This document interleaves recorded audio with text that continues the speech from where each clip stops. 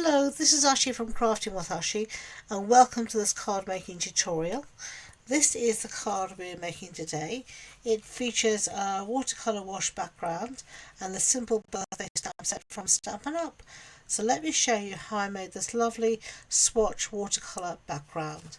So I have a piece here of Fluid 100 cardstock, and you can see one side is more textured, one side is smoother. I'm going to use the smoother side today just because I'm going to be doing some stamping and I want to try and get the best impression possible. So let's start off with our background. We need to wet this down. You could just use a Stampin' Spritz. I don't have one with me, so I'm going to use this ginormous spray tool here. And I'm just going to wet the background. It just helps the ink move a bit. Now on my first piece I did it in Blackberry Bliss and Melon Mambo. Those are the colours I used. I'm going to go for Azure Afternoon today, and all I want to do firstly is transfer some ink from the lid, from here into the lid. So I just need to put that on that side and give it a good press down like that. And you can see we've transferred some of the ink, and we're going to pick the ink up from the lid. So I've got a little lapierre cloth, and I'm going to be using our water painters. Now they come in 3 different sizes. I'm going to use the one with the widest tip here, and I can see here the water's coming through. So I'm just going to mix it up here, and then I'm just going to paint. I'm just going to go straight across like this, and then getting less intense as I go down, just adding more. You can add more, you can't take it away, so it's good just to build up the intensity.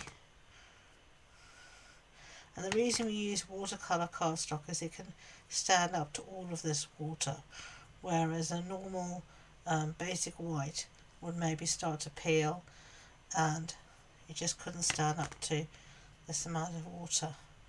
Now I can see I've got quite a bit of water on there, so I'm going to dry this up, and I think I'm maybe going to go in with a second layer. And that's one thing to do, is don't over saturate it. You get to some point like this, leave it, let it dry, and then come back to it. So that's exactly what I'm going to do now. Okay, so that's not all the way dry, but it's touch dry. So I'm going to go in with another layer now, and I'm just going to deepen that colour as I go down. I don't want to lose the variation in colour and the degradation. I wanted to go from darker to light, but I just want to darken a little bit, and I'm just going to add a little bit more water through my paintbrush here. Now if you just give it a squeeze like I'm doing, you could add some more water, and that will help your ink flow much more easily. And we are going to cut down this panel, so it's not going to be as big as this, but I'm happy with that. And you can see here roughly where it's fading into nothing as you go through the different swatches of colour. So I really like that. Just a very simple background. So we can close up our ink pad, and then to clean my brush I'm just going to squeeze it so water comes through the brush, and just squeeze it. The other way to do it is clear the decks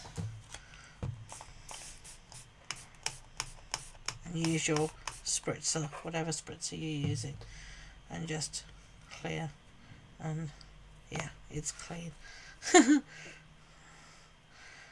Okay, so clean that up with a cloth. I'm going to put this back, close this up, trying to be careful with the bristles. And as I said, it comes in a pack of 3, so you have a medium, a large, you know, like a wash background, so you have different sizes of brush. And then I just use a very simple microfiber cloth just to clean all of that. Alright, so let's have a look at this. I think we're going to give this another little time to dry. So everything's had a chance to dry now. as you can see here, and it always lightens up a little bit when it dries. Now the other reason I should have said that we use Fluid 100 watercolour cardstock is that it won't warp with all the water. So there's a chance with your normal cardstock it will also peel. The water will just saturate the fibres and they'll just come apart, or as well that the paper will warp. None of that happens with watercolour cardstock, so that's why we choose that. So I'm going to put this into my stamping tool here, and the stamp set I'm going to use is this one called Simple Birthday. I mean, just a single stamp that says happy birthday. It's a lovely big sentiment, and I think it's perfect for a card like this. So I'm going to arrange that where I want it. Think like that. I'll pick that up with my lid. Put this back in the corner here. Now, last time I stamped in Blackberry Bliss, the darker colour. This time I'm going to go for a black, and I'm using Onyx VersaFine, but you can use a permanent ink like StazOn, or you could also try it with, what you call that ink, Memento. Remember, because the paper is textured, and it is textured because that's what allows us to get these lovely watercolour effects, it won't maybe always get a perfect impression from stamping. So we're going to go down once, and just really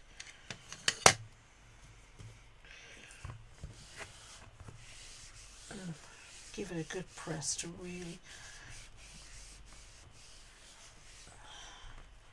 help with that.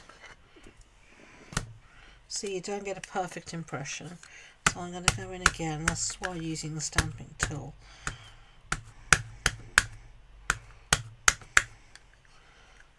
Okay.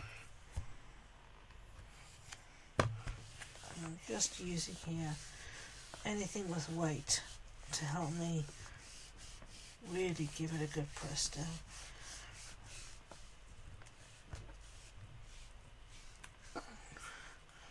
Let's have a look. Yeah, that will do. Really happy with that. I think that looks great. So let's close up our ink pad before we get ink everywhere. Move all of these out of the way because we're done with them. And then I am going to clean up as I go along. You know, I'm a great believer in doing that. Whoops. So here I've got my simple chamois. I'm just going to clean this up now. If you are using VersaFine Onyx Black, it is more of a pigment ink, so you do need to let that ink dry before we do anything else. Luckily we're not going to do anything else on top of that, so we don't need to worry about it moving. So let's put this back in its little home before we have an orphan stamp, and get rid of the stamping tool. Now we are going to cut down this piece here, and I'm just going to use our Stampin' Trimmer, and I'm just going to cut this down freehand however I wish. I'm not measuring anything, I'm just going for it what looks nice to me.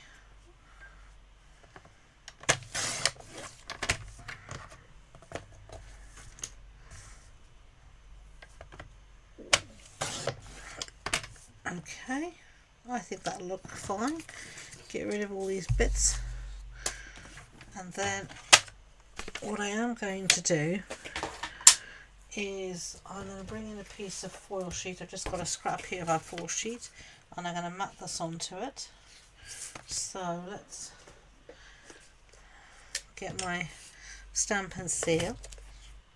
Yep, that was user error, so I've stuck it down there using Tombow.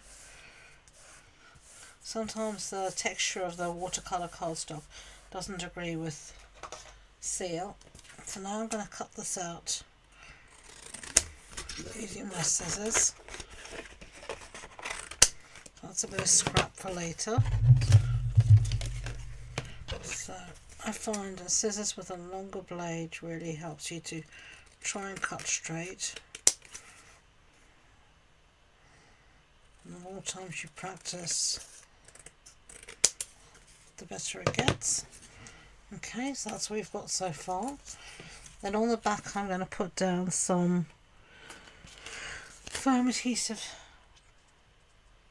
sheet, which I've put on, taking the backing off, and I'm going to take off the other backing now.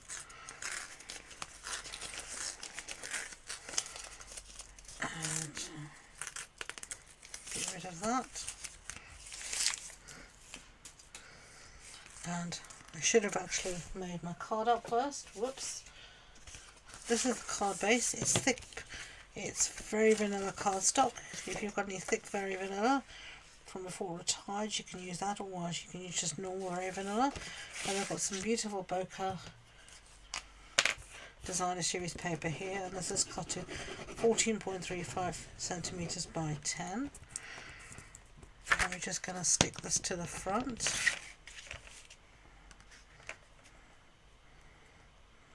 Like that. And then I'm just going to stick my piece down here somewhere in the center, like that. I like that. I like the contrast between the blue and orange. They make each other pop. Then I'm going to use some of these purple adhesive sequins. Now these were a freebie during celebration. I don't think they're available anymore, but you could also use any of the sequins in our collection, and we have a ton of sequins. So I'm just going to pop a few here and there. I'm just trying to use up what I have in my stash and not waste anything.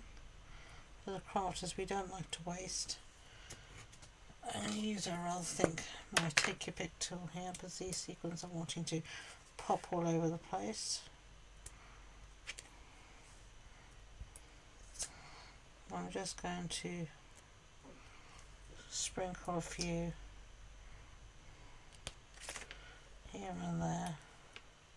You've got different sizes. One more. I like it to be odd numbers if possible. Okay, so let's clear the decks a bit. There you have your two watercolour wash swatch backgrounds featuring the simple birthday stamp set from Stampin' Up. So I hope you've enjoyed this card making tutorial. If you have, I'd be grateful if you would give it a thumbs up so YouTube know, and don't forget to subscribe to future videos. If you wanted more information about the project, the supply list, measurements, etc., it's all linked and listed below. So thank you again, and until next time, enjoy being creative. Bye.